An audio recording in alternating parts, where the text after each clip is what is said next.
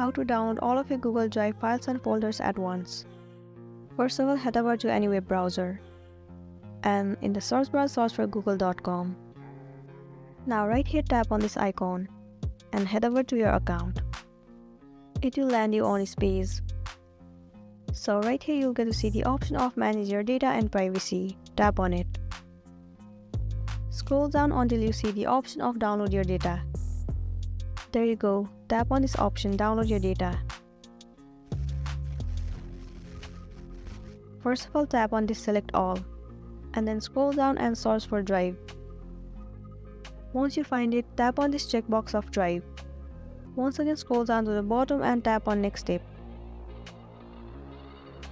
Right here you can select the destination to download your data and then scroll down and select the file type.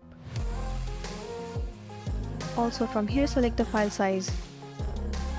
Once it is done, tap on create export. Now there you go, all of your files and folder of your drive will start to download.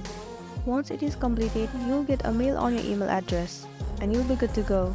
So this is it for today, and this was a tutorial video on how to download all of your Google Drive files and folders at once.